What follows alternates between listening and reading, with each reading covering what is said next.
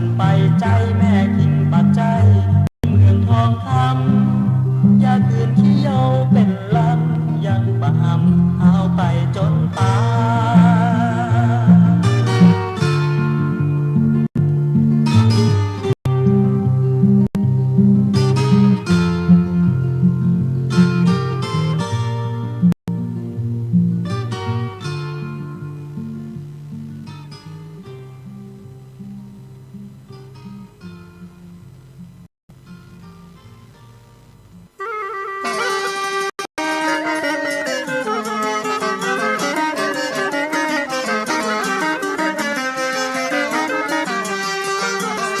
สวัสดีครับท่านผู้ฟังที่ฮักทั้งหลายครับมาปะกับรายการโฮมเน็ตกับ cm77.com นะครับปะกูวันศุกร์เสาร์อาทิตย์นะครับตั้งแต่เวลาบ่ายโมงจนถึงเวลาบ่าย2 โมงครับผมก็ทำน้อยนั่งอยู่ที่นี่ครับ FM 104.50 เมกะเฮิรตซ์วิทยุส่งเสริมพุทธศาสนาและวัฒนธรรมวัดป่าหินนะครับแล้วก็ทาง Facebook YouTube วัดป่าหินนะครับแล้วก็ทาง CM77 วิทยุอินเทอร์เน็ตล้านนาครับวันนี้ป้ากันในวันติดนะครับโอ้ยขนาดวันติดทำละนะครับวันติดที่22นะครับ22เดือนมีนาคม2569นะครับวันนี้ขึ้น4 ค่ำเดือน7เหนือนะครับเป็นวันหัวเข้าวันนี้นะครับ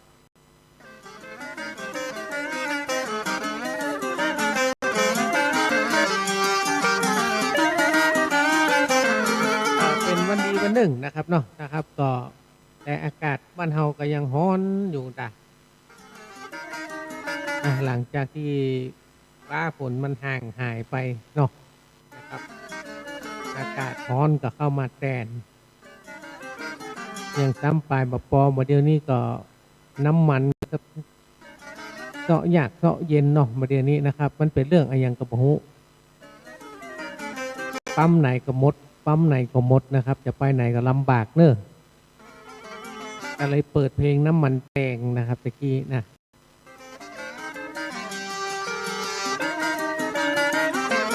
อันนี้น้ำมันแพงกระไรก็มีคนซื้ออยู่แต่มันไม่ขายในการเนี่ยประเดี๋ยวนี้เนาะจะเอาจะใจเนี่ยน้ำมันเนาะไอ้นี้ก็ชัดมือแล้วเหมือนกันนะครับเพราะวิกฤตน้ำมันนี่มันมีมาเรื่อยๆนะครับช่วงน้ำมันแพงวงแม่คำนะเป็นห้องอยู่วงนี้อยู่เชียงรายนะสมัยก่อนเนี่ยก็คือมันมีเป็นยุคเนาะน้ำมันแพงน้ำมันขาดนี่บอกใครมีนะครับส่วนใหญ่น้ำมันแพงประเด็นนี้คือน้ำมันขาดนะครับภาวะเศรษฐกิจ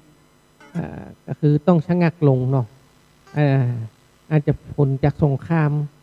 แต่ที่อื่นเพิ่งก็ไม่ได้ขาดอย่างนักนะตั้งมาเลเซียตั้งสิงคโปร์ตั้งที่อื่นเพิ่งก็ไม่ได้เป็นอย่างเฮาเนาะอย่างเฮานี่เป็นผู้ส่งออกน้ำมันตั้งลาวรถลาวไปฮื้อเขมรนะแต่ในบ้านเฮาขาดตลาดเนี่ยครับเป็นเรื่องที่น่าคิดเหมือนกันนะครับเนาะเพราะฉะนั้นจะไปไหนมาไหนก็ต้องลำบากหน่อยนะครับช่วงนี้มันจะมีผลกระทบกันไปทั่วประเทศเพราะว่าในเรื่องของรถประจำทางเรื่องของการไปมาหาสู่เนาะเจ็บเป็นเย็นอุ่นไปโรงยาก็ต้องใจรถใจถนนนะครับนะผลกระทบมันไปเห็นหมดเลยนะครับนี่แหละครับผลพวงของการเตรียมการอะไรอย่างต่างๆเนาะในเรื่องของภาวะสงครามเยอะๆนะครับมันต้องมีคนเก่งเนาะที่มาวางระบบรองรากฐานในเรื่องของการบริหารจัดการของทรัพยากรในบ้านเฮาเรื่องน้ำมันเรื่องไฟฟ้าเรื่องอย่างต่างๆหลายเรื่องหลายราวนะครับเนาะเอาอยู่เฮาเป็นราษฎรก็ต้องจำเป็นต้องอยู่ต้องทนอย่าได้นะครับเมื่อเฮาก็ต้องอยู่กันไปเนาะมันต้องอยู่มันต้องกินมันต้องอยู่นะก็ต้องทนกันไปเนาะ เพราะฉะนั้นอย่างที่ประหยัดได้ก็ต้องประหยัดละนะครับ โดยเฉพาะน้ำมันนะครับ ไปไหนก็ต้องคิดเป็นหางว่าวเลยว่าเราจะไปแล้วมันจะคุ้มก่อนจะยังใดมันยังใดบางเทื่อนี่ไปก่อนเอาไปตั้งหน้า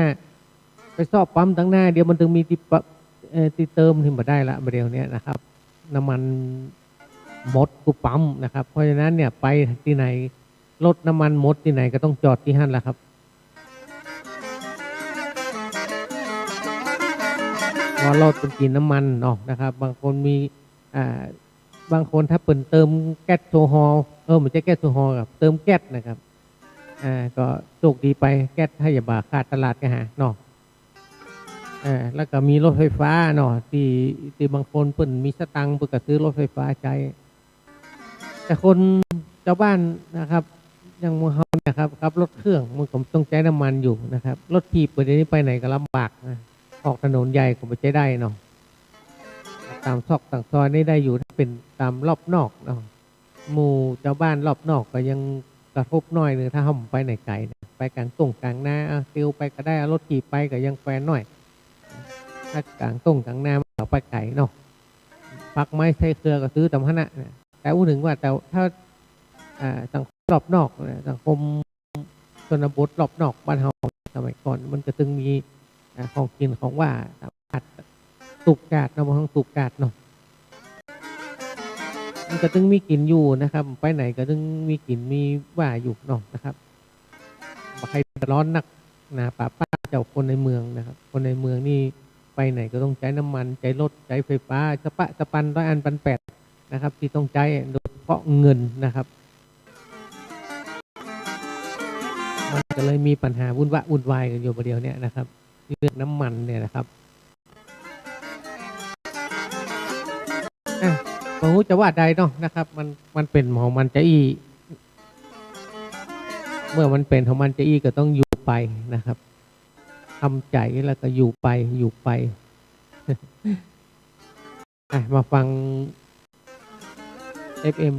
104.50 เนาะนะฟังในเรื่องของธรรมะห้องนะครับแล้วแต่รายการนี้ก็จะมีเพลงข้อคิดต่างๆไปกู้เป็นกิมกันไปเนาะนอนเกิ้งสุบุริคิโยฟังไปก็ดีเหมือนกันระบายเงียบฟังเพลงฟังม่วนกับเขาไปเนาะผมต้องไปเครียดอะไรอย่างนี้มนุษย์เราเครียดไปกับแต่อันนะถ้าเราบอกเครียดเนี่ยมันก็จะทำให้ร่างกายเราก็บาอันนี้ตัวนะครับบาเจ็บบาไข้บาป่วยตัวนะเรื่องเครียดนี่เป็นเรื่องใหญ่เพราะฉะนั้นการปล่อยวางนี่เรื่องสำคัญนะพุทธศาสนาก็มาช่วยเอาเรื่องของคำสอนของพระพุทธศาสนานี่ก็ดีที่สุดละนะครับไปกับฟังเพลงในเรื่องของเกี่ยวกับน้ำมันแปลงนะฟังเพลงน้ำมันแปลงครับเรื่องแปลงๆนี่สัก3 เพลงแล้วกัน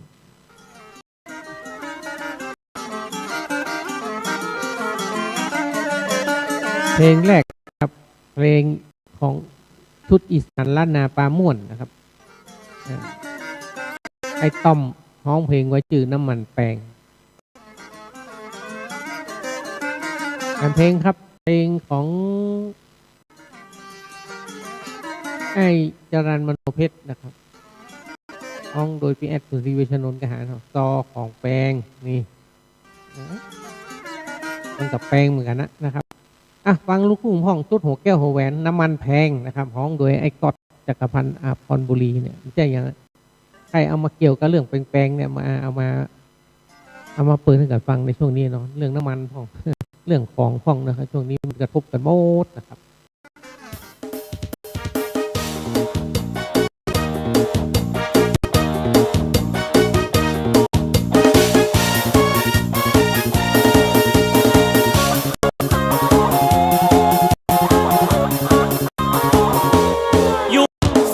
เมืองไทยบาเดียวน้ำมันเซลลิตร40 บาทปลายผมหน้าแปลงตึกเป็นเส้นเป็นสายจะได้นับเม็ดเข้าขายต่อวันไปนาบึด1 กาน้ำบึด1 กาไฟรายจ่าย ายเป็นสายจอคิวรอท่ากึดอยากเที่ยวกายร้านทำปีลาเสียชื่อแปะหาไว้จะเป็นกึ่งเดือน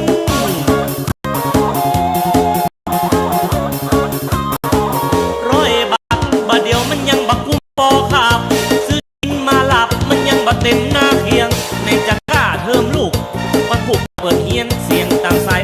เอื้อนเงินธนาคารหมู่บ้านนึงซ้ายมาเปาะขวาจักหน้ามาเปาะหลังยืมพ่อเมีย3 ปันเอามาถมเงินล้าน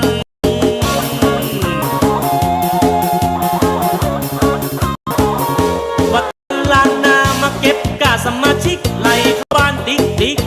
ตลาดทอดควายซองข่าวผ้าป่ามาเมื่อเจ้าก่อนง่ายสัก9 โมงป่ายไปเคลียร์กองทุนหมู่บ้านลบร้านก๋วยเตี๋ยวเดี๋ยวนี้ร้านกาถึงเกือถึง5ยังแปะยังทางกล้าหวยงวดก่อนผ่อนเปิ้นหลายครั้งจนพ่อบอกลาออกบ้านเพราะสตังค์บามี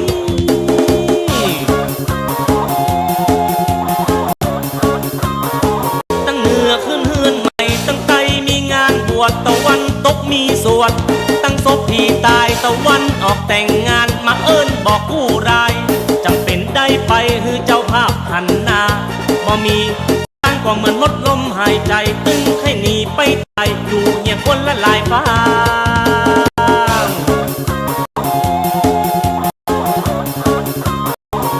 ว่าตันลานนามาเก็บกาสมาชิกไหลเข้าบ้านติ๊กติ๊กตลอดทอดควายซองข่าวผ้าป่ามาเมื่อเจ้าก่อนตายสัก9 โมงไปเคลียร์กองทุนหมู่บ้านลบร้านก๋วยเตี๋ยวเดี๋ยวนี้ร้านกาถึงเกือถึง5ยังแปะยังทางกล้าหวยงวดก่อนผ่อนเปิดหลายครั้งจนพ่อบอกลาออกบ้านเพราะสตังค์บามี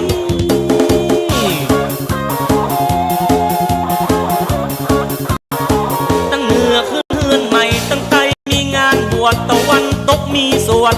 ตั้งศพพี่ตายตะวันออกแต่งงานมาเอิ้นบอกกู้ราย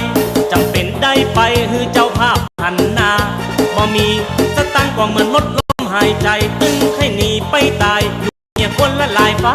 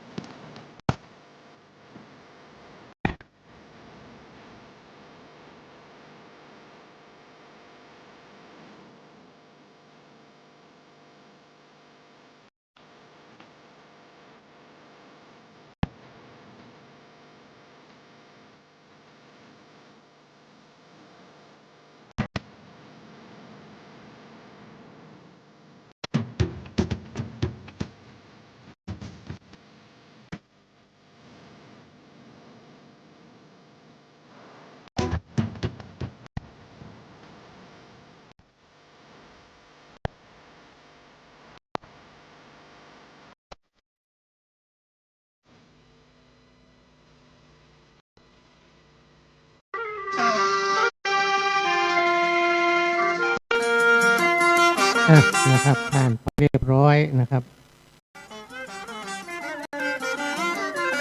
น้ำมันขาดแคลนคุยกับแฟนก็ต้องดับไฟ นะครับอันนี้เป็นเพลงที่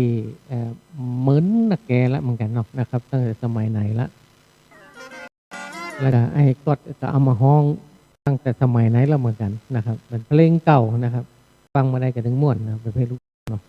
แต่ก่อนหน้านั้นกับเพลงต่อของแปลงของน้ำมันแปลงของนะครับช่วงนี้เอาแปลงเนี่ยมาเปิดให้กันฟัง แต่เอาเปิดฟังเนี่ยมาใจอย่างนะครับคือโปร่งเนี่ยนะครับคือสบายเนาะไม่ต้องไปเครียดนะครับเพราะว่าอย่างใดเราก็ต้องอดทนยิ้มสู้เข้าไว้ในก็อู้ถึงการยิ้มสู้เข้าไว้แล้วกับการอดทนนะผมก็ให้ฟังข่าวอันนี้ของไอ้มงคลชัยวุฒินะครับไอ้มงคลชัยวุฒินี่ก็คือไอ้ที่กุ้งนะครับแต่ก่อนสมัยก่อนเคยจัดรายการที่CM7กันมาเดี๋ยวนี้เปิ้ลกับมุกซึกจะไปทำธุรกิจตัวเองนะครับแต่ก็อยู่ในวงการข้าวซอนี่เหมือนกันนะครับยังอยู่นะครับฟังนะครับเปิ้ลอัดไว้แต่ตอนที่ศูนย์สุขภาพที่10นะครับเปิ้ลรวมข่าวกันเนี่ยข่าวคือสุขภาพของจิตของชาวบ้านได้ดีเนี่ยก็เลยเอามารวมขึ้นมาเปิดให้กันฟังเนี่ยเนาะยิ้มสู้เข้าไว้นี่อันยิ้มสู้เข้าไว้ไอ้มงคลชัยวุฒิแล้วก็ข่าวอดทนเป็นข่าวนะลองฟังกันเด้อ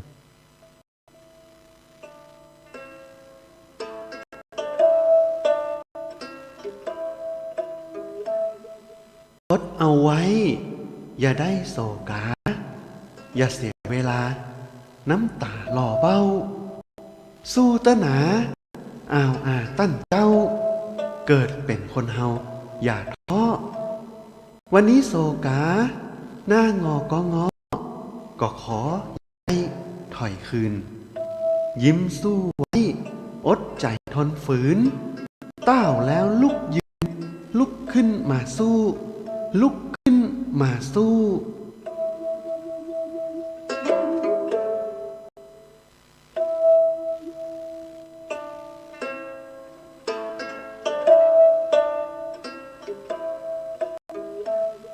อดเอาพี่น้องอย่าห้องมองใจอดเดียวต่อไปอย่าไหววันเศร้าสัพพะปัญหาที่มากวนเจ้าจุ่มอดใจเอาผมไว้บ่เมินแต่หนาปี้ไทยจักป้นโศกได้อยู่ดีอดทนกันไว้อย่าได้มองสีหนทางยังมีอย่าหนีบ่สู้อย่าหนีบ่สู้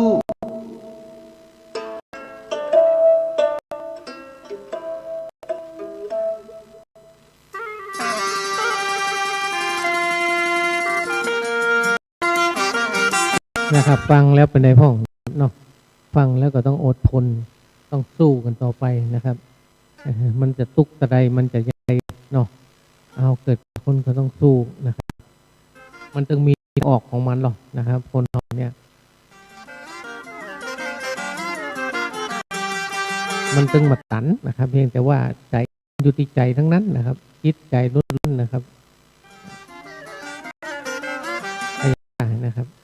แต่เปรียบเทียบยังว่าหอยเพิ่นมีตีนมีอย่างมันก็ยังสู้ก็หากินของมันได้เนาะหอย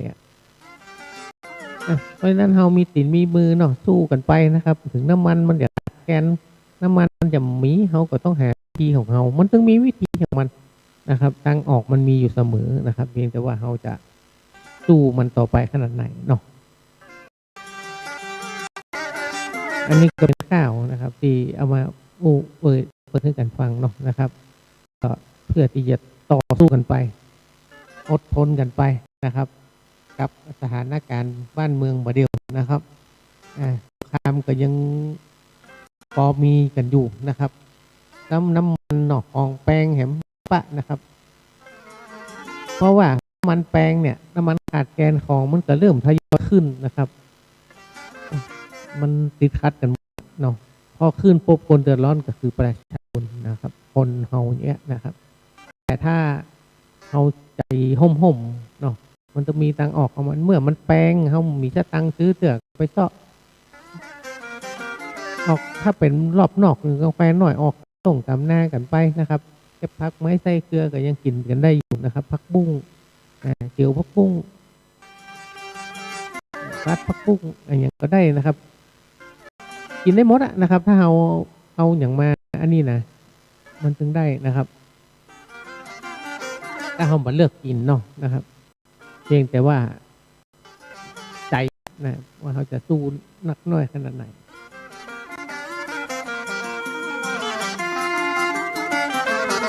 เราเลยฟังข่าวเอาข่าวมากันฟังว่าอดเอาเตอร์นะครับคนเรามันดึงมีทางออกเสมอนะ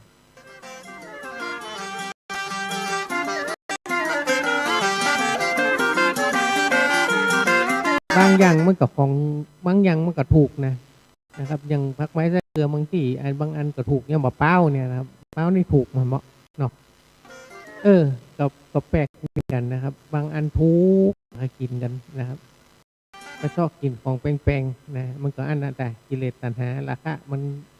มันบ่เหมือนกันก็ต้องแล้วแต่นะครับคนมีสตังค์ก็กินไปบ่เดือดร้อนไผเฮามีสตังค์เฮากินตามที่เฮานะครับตามที่เฮามีเนาะ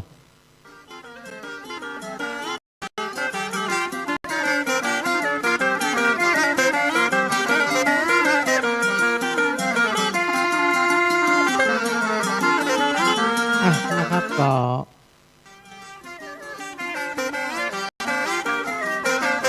มาฟังเพลงเห็นสักช่วงนึงแล้วกันเนาะครับฟังเพลงมันคือมันสบายใจม่วนๆแล้วกันเนาะนะครับเปิดเพลงที่เกี่ยวกับว่าความม่วนใช่อย่างเพราะเราก็ต้องจิตใจเราจะต้องมาหดหู่เปิดเพลงม่วนๆแล้วกันฟังเพลงเกี่ยวกับม่วนๆเนี่ยมีเพลงเปลือก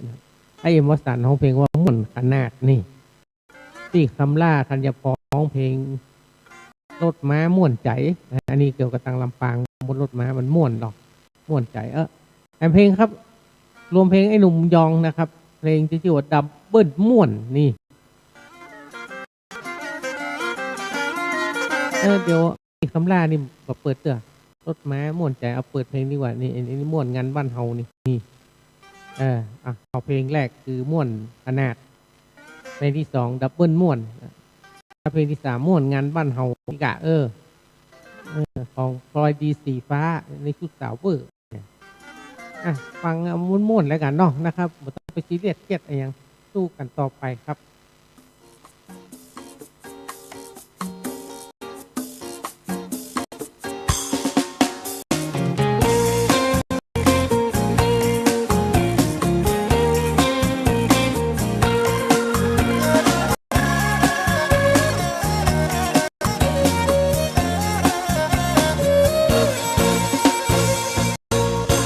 แต่ก่อนอยู่เมืองมือเวียงเชียงใหม่ดวงป่าฮือมาอยู่ในเมืองหลวงจะได้ว่าจะดี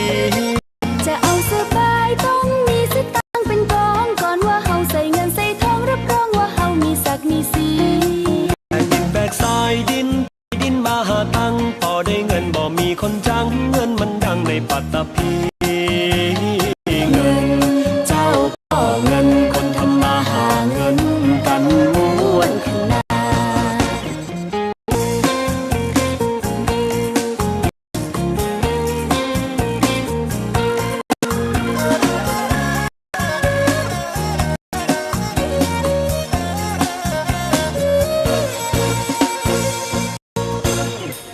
จะมารถรามันก็ไวกว่า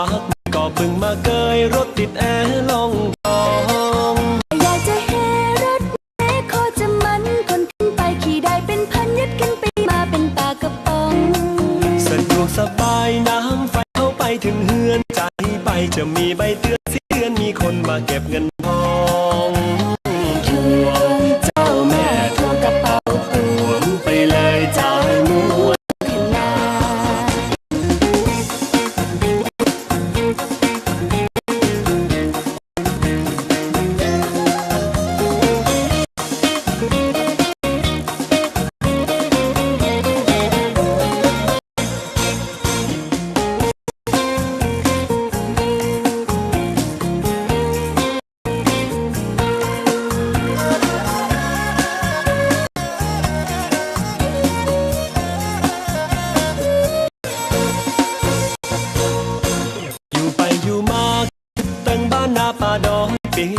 จะมีไผคอยท่าอยู่ดอยหักตัวเฮา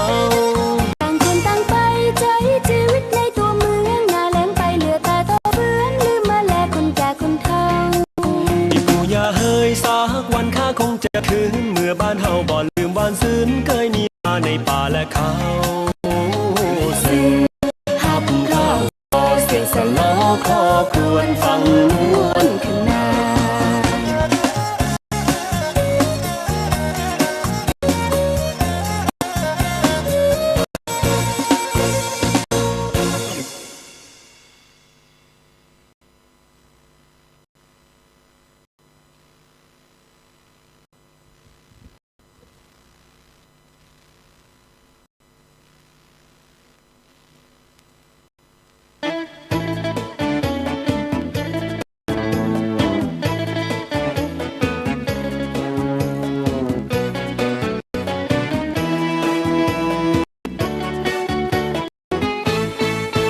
สบายพักผ่อนสบายฟังเจ้าบรรยายเรื่องมวลเรื่องงันคลายเหงาคลายเครียดสกสันมีเรื่องมันจะโอ้ฟังให้มีต้องลืมเฮียก่อนให้มีต้องลืมเฮียก่อนมาเติบจะมอนใจเดือดจะไปได้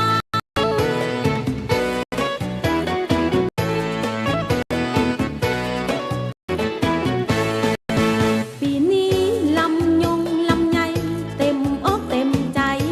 เป็นตัวเป็นปวงพ่อกาก็เริ่มตักตัวมาถามซื้อตอนช่วงกำลังเริ่มงาน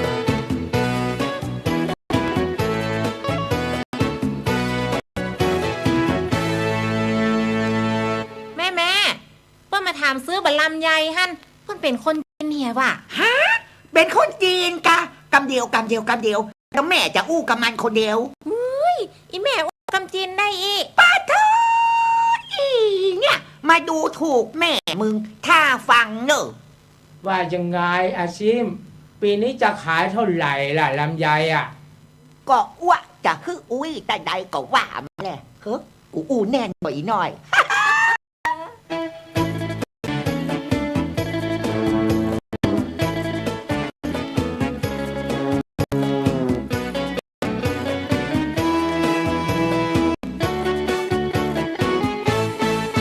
ไปอยู่กรุงเทพเดือนเดียวปิดมาจันเดียวบ่อู้กำมือ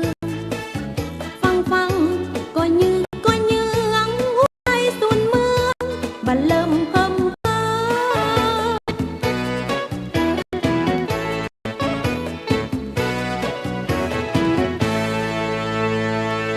มันกินอย่างจันขอหน่อย อ๋อ กินมะปรางอ่ะพี่ ส้มกับหวานอีก อ๋อ มะปรางกำพออ่ะพี่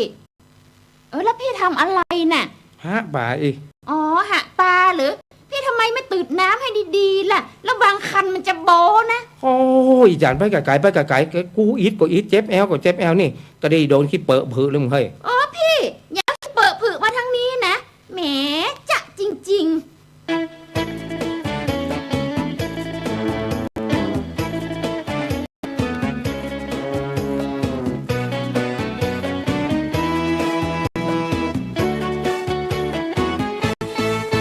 ขับรถโห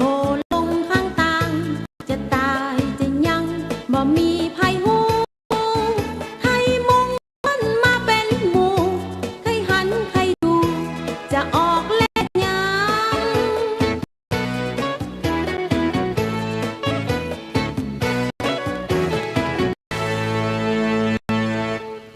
เป็นได้พ่องอ้ายเป็นได้พ่องโอ้บัลล่างจะตายเนี่ยกะรถไปได้ปะโคบนท่านหันบุดออกมาหันละหันปะเทาของดีห้อยเต็มคอเลยหันตึงผ้าตึงยันไปได้อ้ายเจ็บก็หันตื่นใส่คอออกมาหันละหัน ถ้าไม่มีไอ้ห่าเนี่ยกูตายแน่เว้ย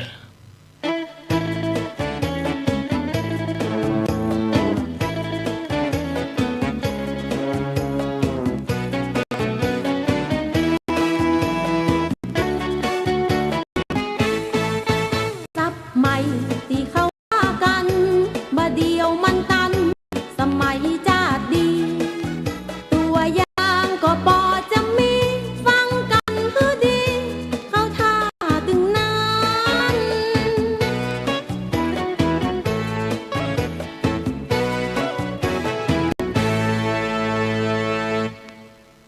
ป้าขอตับแข่ง2 กงเอาไปแห้ง2 ซองเข้าใจไว้เนอะกำเดียวจะไปฟังเรื่องเกษตรนะ สวัสดีครับพ่อแม่พี่น้องชาวไร่ชาวนานะครับ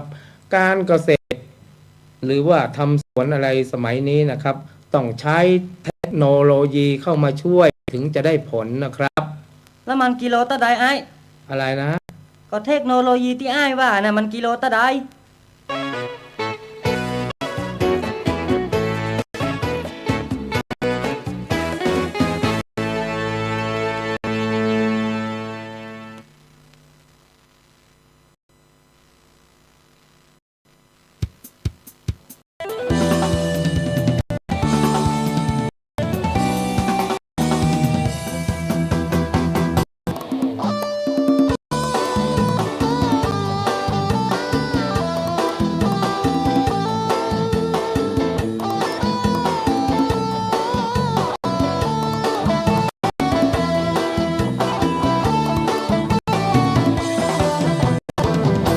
บ่มีกะละมังขอทันก็ยังดีม่วนกันทุกทีละเน้องงานบ้านเฮาจะงานอันหยังก็ต้องมีตั้งวงเล่าศิลปินขี้เมาร้องเพลงฮือฟังพ่อแม่และพี่น้องอย่าฟังด่าว่าเพราะหมื่นมีครั้งหมดเพลงละเพลงนี้ฮือไปละมันบ่ม่วนอย่างใดขอคือแค่นใจฟังกรุณาโปรดฟังฮือเพราะอยากให้หัวเยอะเยาะอย่าฟังเกลียดชังบ่ใจนักฮ้องแผ่นเสียงเป็นนักฮ้องขี้เมียงอย่าเสียงใจถ้าได้ฟัง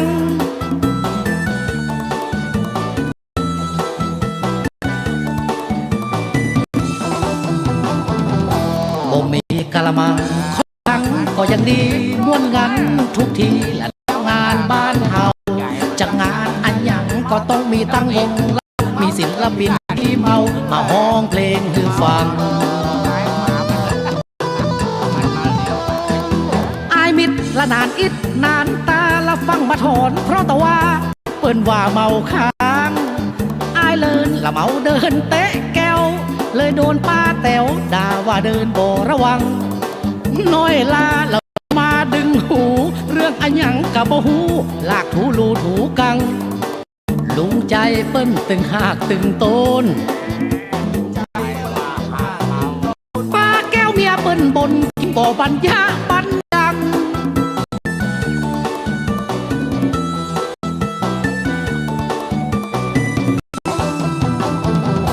บ่มีกะละมังขอทางก็ยังดีม่วนกันทุกทีละเน้องงานบ้านเฮา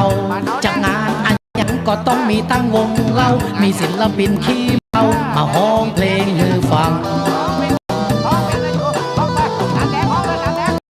ลุงเงินละเมาเดินโซเซละขาปัดขาเปละถอยหน้าถอยหลัง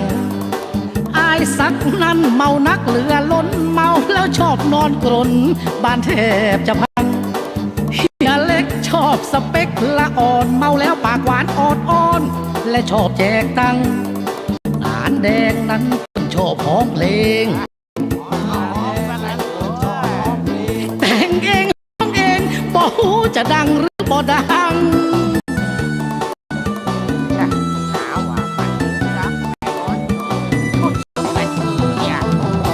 บ่มีกะละมังขอทางก็ยังมีม่วนงันทีละเน้องงานบ้านเฮาจะงานอันหยังก็ต้องมีตั้งวงเล่ามีศิลปินขี้เมามาฮ้องเพลงให้ฟังมีศิลปินขี้เมามาฮ้องเพลงให้ฟัง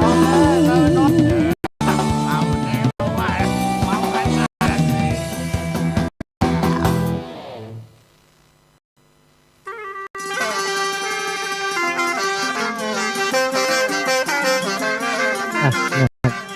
ฟังเพลงที่มันม่วนๆนะมีคำว่าม่วนเนี่ยม่วนนะครับ ก็คลายเครียดกันไปเนาะนะครับ ในช่วงฮ้อนๆจะอี้แล้วก็ช่วงไปไหนก็ลำบากในเอี้ยเนาะนะครับอยู่บ้านอยู่จองเนาะก็ฟังเพลงมันคลายเครียดกันไปเนาะนะครับ กับรายการบ้านเฮามาเน็ตกับ tn77.com นะครับโดยผมกระทอมน้อยดำเนินรายการเนอะนะครับวัน ศุกร์เสาร์อาทิตย์บ่ายโมงถึงบ่ายสองนะครับ FM 104.50 เมกะเฮิรตซ์วิทยุพุทธศาสนาและวัฒนธรรมส่งเสริมพุทธศาสนาและวัฒนธรรมวัดป่าหินนะครับแล้วก็ CM77 วิทยุอินเทอร์เน็ตและนา www.cm77.com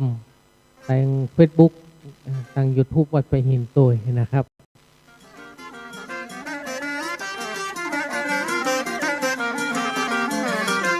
ก็จะได้เนาะนะครับก็สร้างความสุขกันไปนะครับในเมื่อมันเครียดเขาก็จะได้เขาจะสร้างความสุขนะครับผมก็มาพอในเรื่องของข้าวห้ามนี่เหมือนกันนะครับ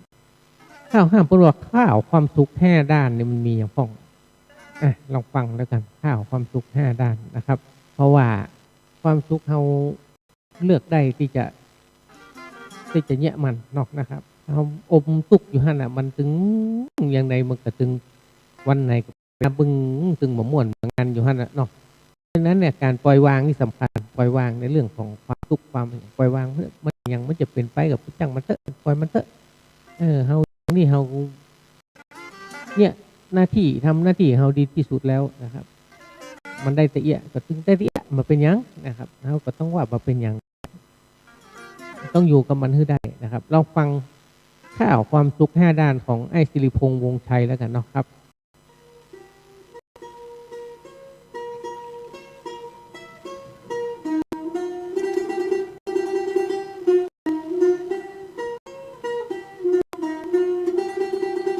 ความสุข5ด้านชีวิตคนสับสนบ่ยั้งบางทีพลาดพลั้งบางครั้งสมหวังแต่ทุกชีวิตต่างคิดปลูกฝังอยากมีพลังเด่นดังก้าวหน้ามีความสุขสนุกเก่งกล้าส่วนเฮฮาคึกคักความสุขนั้นนาก็จะบอกตักตามหลัก5ด้านเนินนายสุขด้านหนึ่งนั้นสำคัญเหลือหลายคือสุขสบายร่างกายเป่งป้อยร่างกายแข็งแรงมีแหงบ่อน้อยใจบ่เลื่อนลอยเคว้งคว้างเศรษฐกิจดี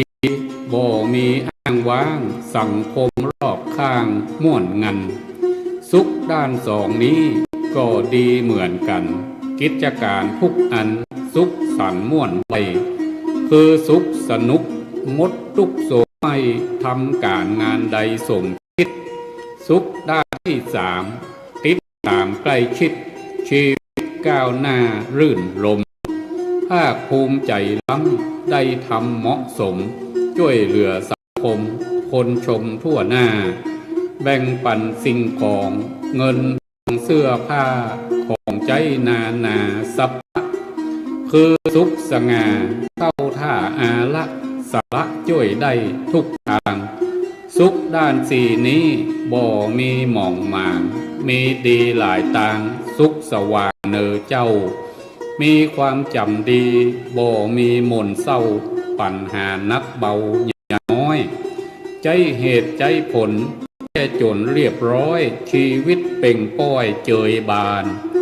สุขด้านสุดท้ายทุกฝ่ายต้องการพ้นจากภัยมารสำราญทั่วบ้านคือสุขสงบมีครบทุกด้านเข้าใจการงานสปะมีความสนใจฟักไฟธรรมะพร้อมจะช่วยได้ทันทีเรื่องความสุขนั้นผูกพันวิถีความสุขที่ดีนั้นมี5ด้านพอว่าภายในใกล้ไก่ทุกบ้านอยากสุขสำราญทั้งนั้นขอฮื้อตั้งใจอย่าได้ดื้อรั้นฮื้อทำตามขั้นแถวต่างทำดีเข้าไว้อย่าได้มองหมางความชั่วปล่อยวางหนีห่างอย่าใกล้คิดดีทำดีบ่มีหมองไม่จับสมดวงไทยแน่แต่สร้างสมความดีบ่มีข้อแม้คิดไหนก็แก้กันไปทำได้อย่างนี้บ่มีเหลวไหลต้องถึงลักชัยสุขใจแม่นมันสุขใจแม่นมัน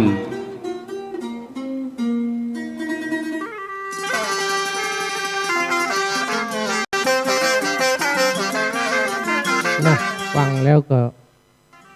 ว้าวข้าวความสุข5 ด้านนะครับสุขไปเตอะนะครับตามนั้นนะ นะครับเพราะฉะนั้นเนี่ยไม่ต้องไปเครียดอย่างต่างนะครับสิ่งรอบข้างมันเป็นให้มันเป็นไปนะครับจะได้มันก็ต้องอยู่กับมันนะครับ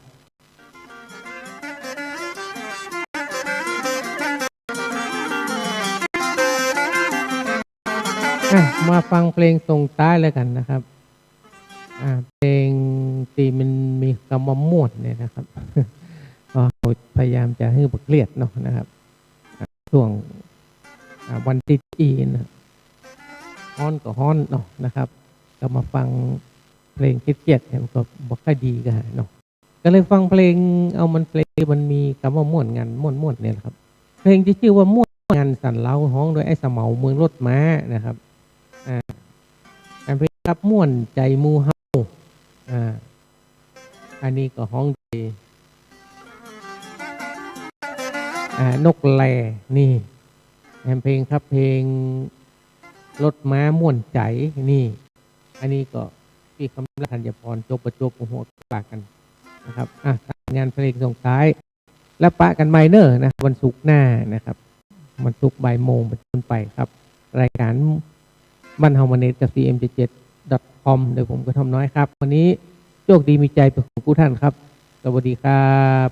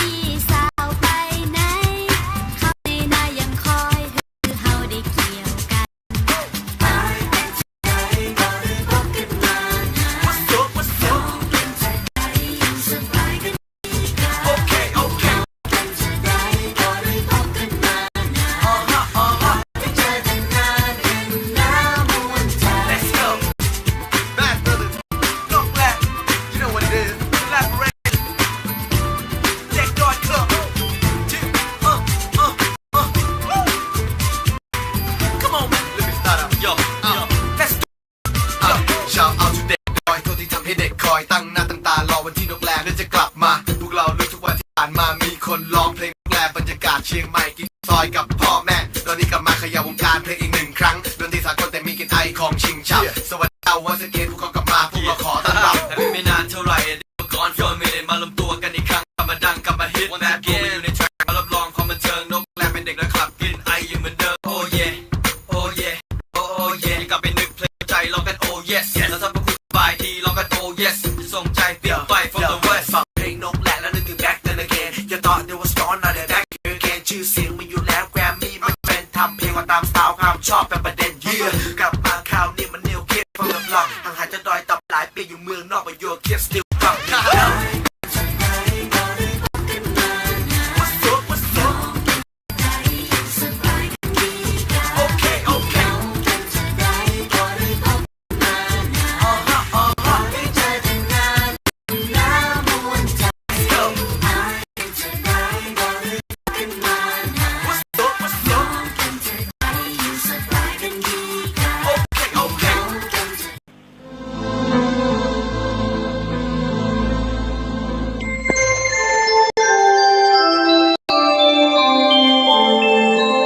ขณะนี้ท่านกำลังฟังสถานีวิทยุกระจายเสียง FM 104.5 เมกะเฮิรตซ์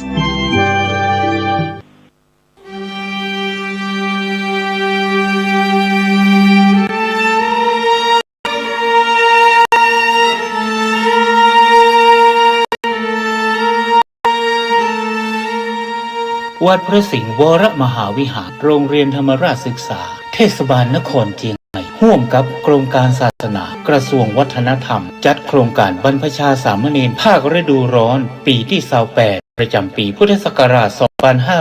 2569 น้อมอุทิศถวายเป็นพระราชกุศลแด่สมเด็จพระนางเจ้าสิริกิติ์พระบรมราชินีนาถพระบรมราชชนนีพันปีหลวงเฉลิมพระเกียรติสมเด็จพระกนิษฐาธิราชเจ้ากรมสมเด็จพระเทพรัตนราชสุดาสยามบรมราชกุมารีในวโรกาสเจริญพระชนมายุ11 พรรษาณวัดพระสิงห์วรมหาวิหารตำบลพระสิงห์อำเภอเมืองจังหวัดเชียงใหม่วันที่2ถึง13เมษายนพุทธศักราช 2569 วันพุธที่ 1 เมษายนเวลา 14 นาฬิกาเดินร่วมพิธีโปร่งผมณอาคารเรืองโรงเรียนธรรมราชศึกษาวันพฤหัสบดีที่2เมษายนเวลา 8 นาฬิกาขอเชิญร่วมพิธีบรรพชาเป็นสามเณรณพระวิหารหลวงวัดพระสิงห์วรมหาวิหารร่วมเป็นเจ้าภาพบรรพชาสามเณรรูปละ 1,500 บาทหรือถ้าเป็นเจ้าภาพภัตตาหารน้ำปานะถวายสามเณรภาคฤดูร้อนทุกรูปติดต่อสอบถามรายละเอียดเพิ่มเติมได้ที่พระครูปริยัติกิจจาวัดโทรศัพท์ 0892642485 หรือบริจาคสมทบทุนได้ที่ธนาคารกรุงไทยชื่อบัญชีโรงเรียนธรรมราชศึกษาเลขที่บัญชี 5400138 ได้ตั้งแต่วันนี้เป็นต้นไป